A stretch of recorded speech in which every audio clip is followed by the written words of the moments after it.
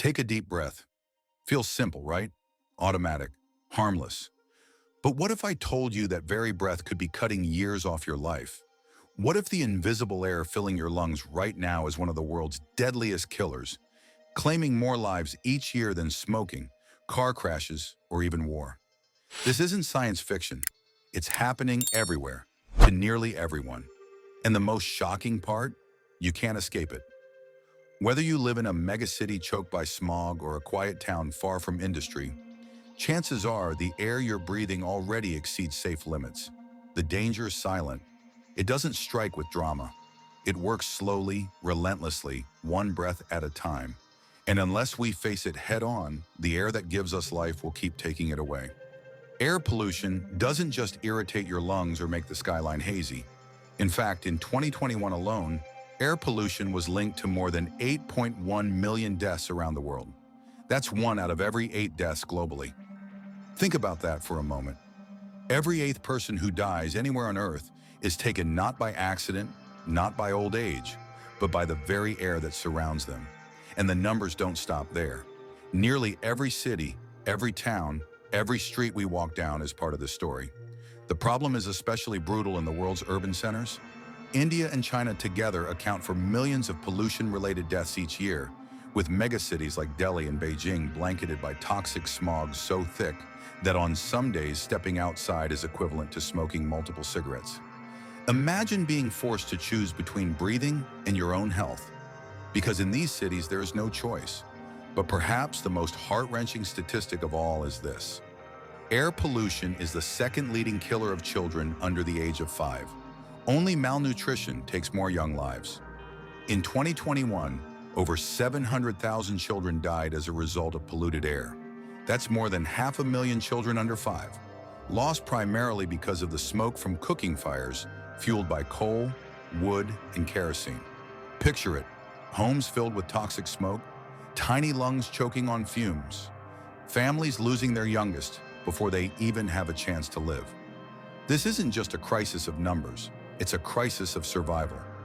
Every city you visit, every community you see is breathing air that is slowly eroding its health. The scale is staggering, the reach is global, and the victims include the most vulnerable among us: children, the elderly, the poor, the ones with the least protection. And here's the haunting reality. This is not a distant threat. It's not confined to one region or one income level. No matter where you live, chances are the air around you already exceeds safe limits set by the World Health Organization, which means that whether you notice it or not, every breath carries a risk. The numbers don't just stun, they demand attention, because when the air itself becomes lethal, there is nowhere left to hide. So how exactly does air pollution claim these lives? It isn't like poison gas you see in a movie. It's far more subtle, and that's what makes it terrifying. The damage happens quietly, particle by particle, until one day it shows up as a stroke, a heart attack, or a diagnosis you never expected. Let's start with the heart. Tiny particles known as PM2.5 are so small that they slip past your body's natural defenses. They pass through your lungs, seep into your bloodstream, and travel to your heart. Once there, they trigger inflammation, thicken your blood, and strain your arteries. Over time, this invisible assault leads to heart disease, high blood pressure, and ultimately strokes and heart attacks. In fact, nearly 70% of deaths linked to outdoor air pollution are the result of heart disease or stroke. But the lungs, the very organs we depend on to breathe, suffer just as much. These same particles scar delicate lung tissue, making it harder to take in oxygen.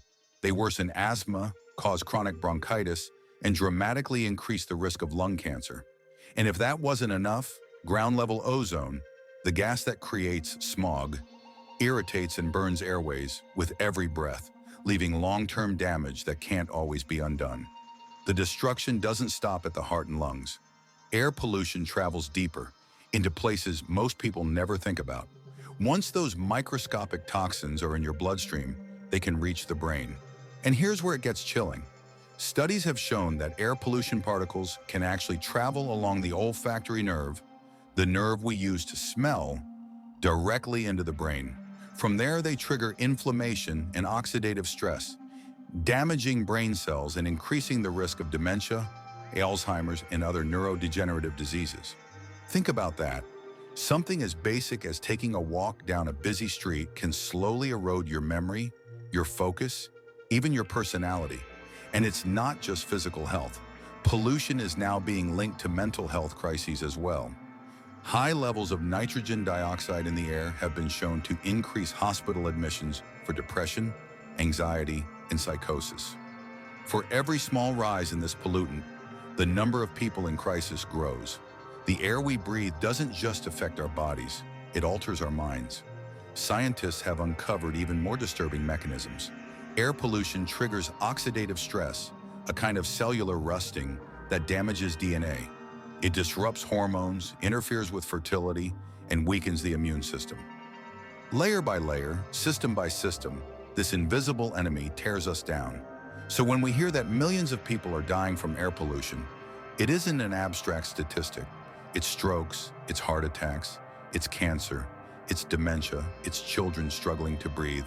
It is a slow, relentless erosion of human health, hiding in plain sight, carried on every breath we take. If air pollution is a global problem, then cities are the front lines of the battle. More than half of the world's population now lives in urban areas, and that number is growing fast. Cities promise opportunity, connection, and progress, but they also trap us in environments where the air itself has become hazardous. Why are cities so dangerous? The first reason is simple: density. Millions of people, millions of cars, endless traffic jams, industries packed tightly together. Every bus ride, every diesel truck, every factory smokestack pumps toxic particles into the air. And because urban areas are crowded, the exposure is constant. You can't step outside without inhaling it. The second reason is geography and design. Many cities are built in ways that let pollution linger. Tall buildings can trap smog, preventing it from dispersing. In cities surrounded by mountains like Mexico City or Los Angeles, dirty air gets stuck like soup in a bowl, intensifying the problem. And when green spaces are scarce, there's nothing to help filter the air or cool down overheated streets. Now add heat into the equation. Urban heat islands, those places where concrete and asphalt absorb and radiate heat, make cities several degrees hotter than surrounding areas. And when heat collides with air pollution, the results are deadly. Studies show that extreme heat combined with high pollution levels doesn't just add risk, it multiplies it, sending mortality rates soaring. Older adults, people with heart or lung conditions, and children are hit the hardest. Let's not forget toxic hotspots. These are specific neighborhoods where pollution levels skyrocket because of nearby highways, in industrial plants, or waste sites. And the people who live there are usually those with the least resources to move away. Low-income families, marginalized communities, and vulnerable groups who end up breathing some of the most dangerous air on Earth day after day. In short, cities are engines of progress, but also amplifiers of risk. They concentrate people, pollution, and vulnerability in ways that rural areas rarely do. For billions of us, simply living in a city means inhaling air that will, over time, shorten our lives. And as urban populations continue to grow, this invisible crisis will only get worse unless we take bold action. The picture so far has been grim, but here's the part that should make you sit up. Air pollution is not an unsolvable problem. Unlike some crises, we already know what works, and when action is taken, the results are both immediate and life-saving. Take Europe, for example.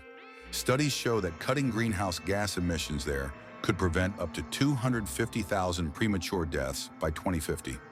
That's not a distant dream. It's a concrete, achievable outcome, simply by cleaning up how we power our lives and move through our cities. Policies matter, and when governments act boldly, lives are saved. We've seen this play out before. When London introduced its ultra-low emission zone, pollution levels in the city center dropped significantly within just a few years. In California, stricter air quality regulations slashed smog levels and gave entire generations cleaner skies than their parents ever breathed. These examples prove that the air can heal when we stop poisoning it. But solutions don't only come from sweeping government policies, they can be built right into the way cities are designed. Planting more trees, creating green roofs, and expanding urban parks don't just make cities more beautiful. They actively clean the air and provide cooler microclimates that reduce the deadly combination of heat and pollution. Urban greenery is more than decoration, it's survival infrastructure. Then there's energy. Replacing coal, wood, and kerosene stoves with clean alternatives saves lives, especially in poorer households where children are most at risk. In fact, the simple act of switching to clean cooking fuels could prevent hundreds of thousands of child deaths each year. And scaling up renewable energy for electricity and transport not only reduces greenhouse gases, it cuts the very pollutants that are choking our lungs right now. Waste management, cleaner public transportation, and low-emission zones all add up. Every step toward cleaner air has ripple effects, protecting vulnerable communities, improving health, and even boosting economies by lowering healthcare costs and increasing productivity. So while the crisis is massive, the tools to fight it are already in our hands. The choice is whether we have the courage to use them. Because history shows one undeniable truth. When humans choose clean air, the air responds. And when the air gets cleaner, lives are saved almost instantly. It's easy to feel powerless when the problem seems this massive. After all, what can one person do against an invisible enemy that blankets entire cities? But the truth is, individual actions matter, especially when millions of us make them together. Start small with the choices you make every day. If you can, reduce car use. Walk, cycle, or take public transport whenever possible. Fewer cars on the road mean fewer emissions, and the air gets cleaner immediately. If you must drive, consider switching to cleaner vehicles or carpooling to cut down the load on our streets. Inside your home, be mindful of the air you and your family breathe. If your community still relies on wood, coal, or kerosene for cooking, transitioning to cleaner stoves and fuels can dramatically reduce indoor air pollution, the same kind that claims the lives of hundreds of thousands of children each year. Even in more developed cities, improving ventilation and reducing reliance on polluting fuels indoors makes a difference. But beyond personal choices, your voice is powerful. Advocate for clean energy. Support leaders and policies that push for renewable power, stricter vehicle standards, and investments in green infrastructure. Every petition signed, every vote cast, every conversation shared adds pressure on governments to act. And don't underestimate awareness. Share what you know. Talk about the dangers of air pollution with friends and family. Share resources, join community greening efforts, help plant trees, or support local clean air campaigns. Change spreads faster when people realize just how urgent the problem is. You may not be able to rewrite national policy on your own, but you can change your habits, influence your community, and add your voice to a growing global demand for clean air. And when millions of individuals choose cleaner paths, leaders have no choice but to follow. The air we breathe belongs to all of us. Protecting it isn't just about survival, it's about building a healthier, fairer world for the generations to come. If you enjoyed this video, please don't forget to subscribe. And if you want curious questions answered, have a look at some of our other videos.